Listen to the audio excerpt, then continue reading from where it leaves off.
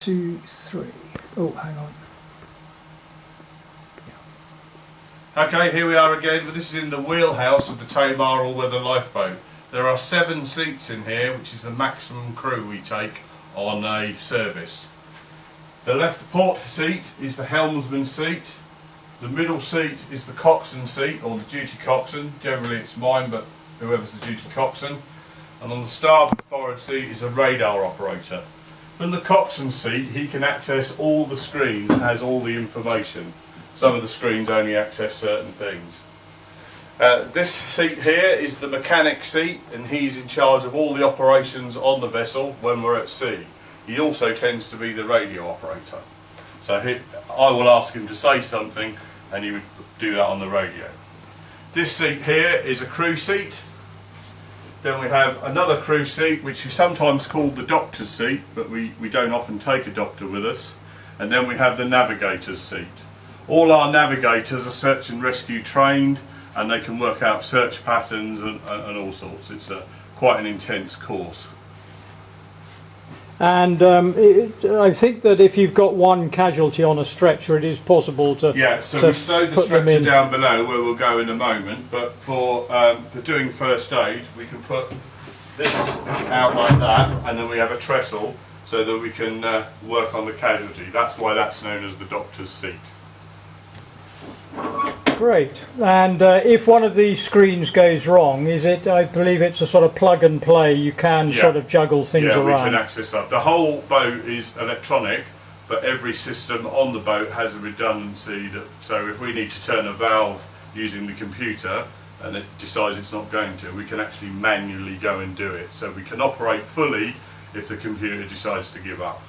Fantastic. So, shall we head on downstairs? Down below, sorry. Below. Down below.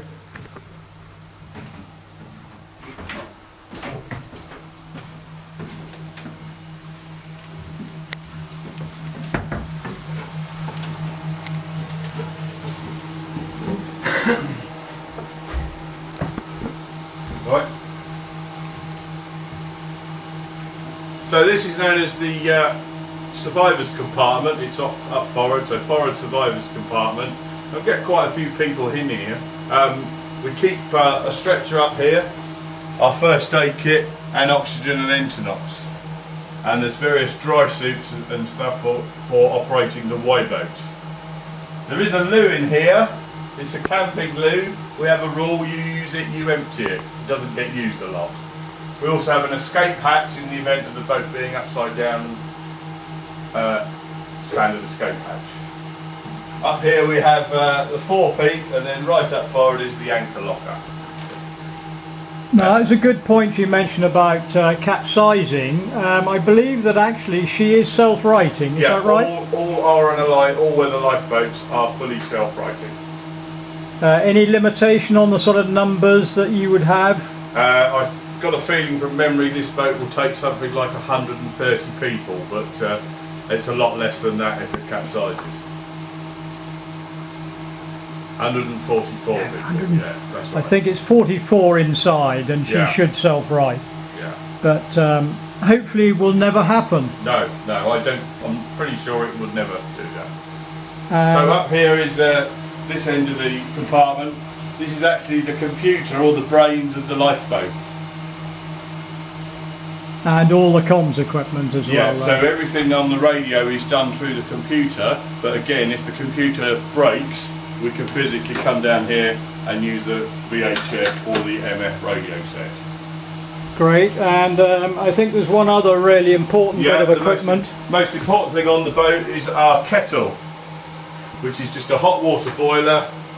It's not plumbed to outside or anything like that, and it takes about 20 minutes to heat some water for tea or soup or coffee or whatever. And then through there, heading aft, you want to lead on. So this is the tank space. All these at sea, all these compartments are sealed watertight, so people wouldn't generally walk around the boat, or they're always shut at sea. Each tank, a starboard and port tank, 2,400 litres in each tank. If we get a problem with one tank, because it's something wrong with it, we can swap the filters. or we can forget that tank if it gets damaged from anything and just use the one tank. Obviously our range is reduced then to half the range. So we can do about 140 miles on a full set of tanks, but that's very, very rare. Okay, and then further on. Yeah, so we aft. walk into the engine room. So generally the crew would not come in here. This would only be the engineer, myself, or someone who's qualified. Again, watertight door. Escape hatch onto the aft deck. And the hatch there is for the steering mechanism, is known as the tiller flat. We have two cap diesels. They're 1,000 horsepower, 18 litre, 6-cylinder, twin turbo diesels. Say that in one go. And driving conventional propellers? Conventional propellers, so this is the stern of the boat. This part here is where that dinghy was, the wide boat. Engines, goes forward there to the gearboxes and then shafts underneath. You'll see for safety there are no moving parts to be seen. So everything is shielded. So nobody can be trapped. And then up here we have various hydraulic pumps which operate the windlasses, bow thruster and various other hydraulics on the boat. Again, if there is a redundancy, we can hand pump if we need to. And you can monitor it, I believe. The mechanic can monitor it on CCTV. Yep, we have CCTV this end and up here. So the idea is, and you can also look through the window of the hatch. So the idea is you don't always have to come in here.